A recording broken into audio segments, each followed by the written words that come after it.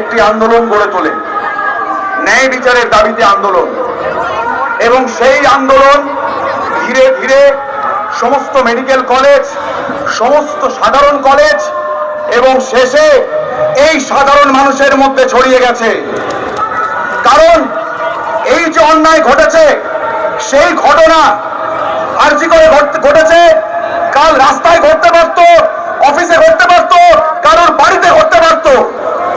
তাই এই প্রতিবাদে এই সাধারণ মানুষ যারা এই মিছিলে নেমেছেন, তাদের সবাইকে আমার এবং আমাদের জুনিয়র ডক্টরস ফ্রন্টের তরফ থেকে প্রণাম জানাই। আমাদের জুনিয়র ডক্টরস ফ্রন্ট থেকে আগে যারা বলে গেছেন, আমিও সেই একই কথা বলবো। বিশ্বাস করুন, আমরা একই কথা বলতে চাই। আমরা গত 24 দিন ধরে শুধু একই কথা বলে যাচ্ছি, আমরা বিচার চাই, বিচার চাই, আর কিচ্ছু চাই না। আমাদের এই দাবিগুলো কেন মানা হচ্ছে না? কেন আমরা ডাক্তারি ছেড়ে আন্দোলন করছি? আমাদের আন্দোলন করতে ভালো লাগছে না, আমরা ডাক্তারি করতে চাই, কিন্তু তবুও আমাদের এই সামান্য কিছু দাবি এখনো কেন মেনে নেওয়া হচ্ছে না? যার জন্য আমাদেরকে দিনের পর দিন, রাতের পর রাত এই আন্দোলন করে চলে যেতে হচ্ছে। আবারও বলছি, আমাদের দাবিগুলো খুব সুস্পষ্ট। আমরা যে ঘটনা ঘটিয়েছে, যে বা যারা দোষী, তাদেরকে ধরা হোক, একটা ট্রান্সপারেন্ট ইনভেস্টিগেশন হোক। এই যে এত কথা শোনা যাচ্ছে, এই এখন ডায়েরি হয়েছিল কিনা, কে কাকে ফোন করেছিল, এত লোক কি করছিল, বিশ্বাস করুন এগুলো আমরা জানি না। আমরা শুধু জানি যে দোষী বা যারা দোষী তাদেরকে শনাক্ত করুন এবং শাস্তি দিন, এবং এই পুরো দুনিয়াকে কলঙ্কমুক্ত করুন। এখানে যারা সাধারণ মানুষ আছেন তাদেরকে বলবো, এই যে আপনারা প্রতিবাদ করতে এসেছেন, এই প্রতিবাদটাকে নিভিয়ে দিলে চলবে না। আজ একটা অভয়ার সাথে এই ঘটনা ঘটেছে, কাল এরকম ঘটনা ঘটবে না তার গ্যারেন্টি কেউ দিতে পারে? কেউ দিতে পারে না। কারণ প্রশাসন যেরকম ভাবে উদাসীনতার পরিচয় দিয়েছে, সেই উদাসীনতায় আমাদের হাসি পায়। আবারও বলছি, নিজেদেরকে আগে কম্প্রোমাইজ না করতে শিখতে হবে। আমরা আসুন এই মঞ্চ থেকে প্রতিজ্ঞা করি, পরবর্তীকালে কোন রকম কোন দুর্নীতির সাথে আমরা কম্প্রোমাইজ করব না, কোন রকম কোন দুর্নীতির সাথে আমরা কম্প্রোমাইজ করব না। সৎ এবং ন্যায়ভাবে আমরা এগিয়ে চলব। তাতে যদি বাধা আসে, বাধা আসুক, যদি জীবন যায় তবে জীবন যাক, কিন্তু ন্যায় বিচারের দাবি থেকে আমরা নড়ব না। 9 তারিখের ঘটনার পর যেখানে আমাদের শান্তিপূর্ণ আন্দোলন চলছিল, সেখানে প্রায় 5000 মতো দুষ্কৃতী ঢুকে আমাদের প্রোটেস্ট মঞ্চ ভণ্ডুল করে দেয়। আমাদের অনেক ডাক্তাররা থ্রেট দেয়, অনেক বাচ্চা মেয়েরা স্টুডেন্ট, তারা বাথরুমে ঢুকে বিভিন্ন অ্যাডমিনিস্ট্রেটিভ ব্লকে গিয়ে ছাদে গিয়ে লুকিয়ে থাকে একটা ছড়ি হাতে করে। তারা কিন্তু ময়দান ছেড়ে যায়নি। তাই আপনাদের অনুরোধ করছি, যতদিন না শেষ বিচার পাবো, কেউ যেন ময়দান ছেড়ে না যায়। জীবনের শেষ বিন্দু পর্যন্ত আমরা লড়ে যাব। এই ঘটনার পরেও প্রশাসন উদাসীন, এবং তার প্রতিবাদে আমরা জানিয়েছি শিবির পদত্যাগ, এবং সেই দাবিকে সামনে রেখে আগামীকাল আমরা লালবাজার অভিযান করব। এবং আপনাদের সাধারণ মানুষকে বলছি, আপনারা দলে দলে যোগ দিন। আমরা চাই শিবির পদত্যাগ।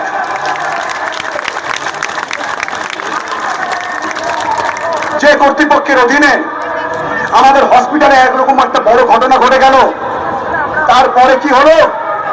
স্বাস্থ্য ভবন তার রেজিগনেশন ভিআরএস দেওয়ার পর তাকে কিছুক্ষণের মধ্যে পুরস্কার দিলেন, যাও বাবা তুমি অন্য একটি হাসপাতালের প্রিন্সিপাল হয়ে যাও।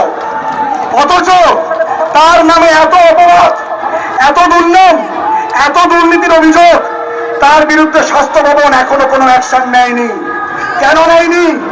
আমরা তীব্র কণ্ঠে জানাচ্ছি, অবিলম্বে ডক্টর স্যার, সরি আমি ডক্টর বলতে পারছি না, I am sorry, I am really sorry. অবিলম্বে আমাদের ওই এক্স প্রিন্সিপালকে সাসপেন্ড করতে হবে এবং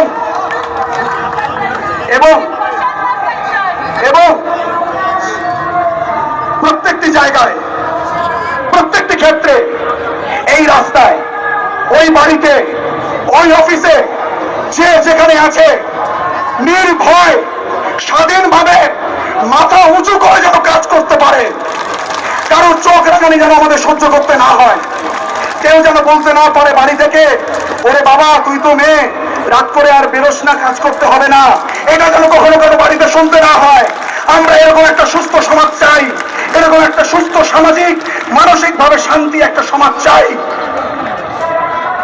এবং যে থ্রেড কালচার চলছে বিভিন্ন মেডিকেল কলেজে, আপনারা সকলেই জানেন, Medinipur medical college, Bardhaman medical college, even আমাদের আরজিকর মেডিকেল কলেজেও যে থ্রেড কালচার চলছে, এই থ্রেড কালচারকে আমরা সহ্য করব না।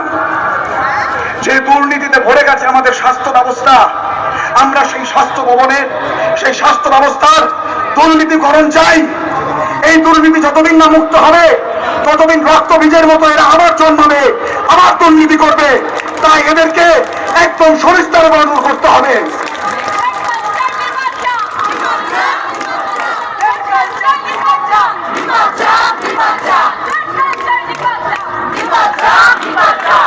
বিশ্বাস করুন, এখানে দাঁড়িয়ে বারবার বলছি, আমাদের এই আন্দোলন অরাজনৈতিক আন্দোলন।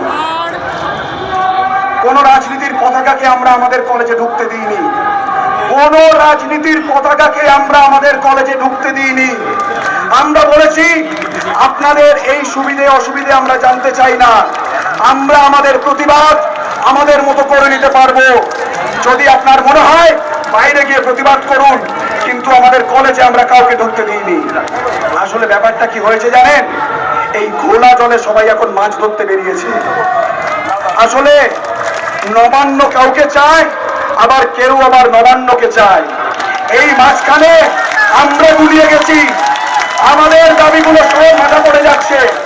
যেখানে যাচ্ছি এই চাই, ওই চাই, হ্যানা চাই, তেনা চাই। আরে ভাই, আমরা কিছু চাই না, আমরা বিচার চাই, আমরা শুধু বিচার চাই, এর বাইরে আর কিচ্ছু চাই না। আমার বক্তব্যকে আর দীর্ঘায়িত করব না। আপনাদের সবিনয় অনুরোধ করছি আগামীকাল আমাদের লালবাজার অভিযান আছে। আমরা সিভিল পদত্যাগ চাই।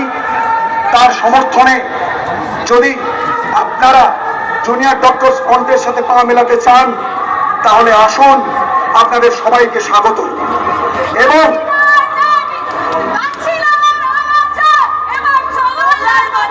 মানছিনার অনাচার, এবার চলো লালবাজার। মানছিনার অনাচার, এবার চলো লালবাজার, এবার চলো লালবাজার, এবার চলো ন্যায় বিচার। আমি জানি এখানে অনেক মানুষ আছেন যাদের ভেতরে রক্ত টকবক করছে। তারা ভাবছেন একবার আমাকে ওই জায়গাটায় যেতে দিক, আমি আমার বাণী, আমার প্রতিবাদ মুক্ত কণ্ঠে ঘোষণা করব। কিন্তু হ্যাঁ, যেহেতু সময় সীমিত, যেহেতু এখানে অনেক কিছুর বাধা আছে, তাই আপনারা যারা প্রতিবাদ করতে চান, যারা মন থেকে চান যে এই প্রতিবাদটা হওয়া দরকার, তাহলে আগামী 4 সেপ্টেম্বর 9টার সময় আপনাদের সকলের ঘরের আলো অন্ধকার দান করে দিন এবং মোমবাতি নিয়ে, প্রদীপ নিয়ে যে যেরকম পারেন রাস্তায় নামুন। বিশ্বাস করুন, এই দুর্নীতির বিরুদ্ধে এই মুহূর্তে যদি আমরা রাস্তায় এখন না নামি, তাহলে ভবিষ্যৎ প্রজন্মকে আমরা কোনো উত্তর দিতে পারবো না। আমরা অসহায় বোধ করবো, আমরা মুখ লুকিয়ে চলবো। আমরা চাই না এরকম চলতে। আমরা ভবিষ্যৎ প্রজন্মকে বলতে চাই, আমরা লড়াই করে সবকিছু ছিনিয়ে নিয়েছি, আমরা চাই লড়াই করতে।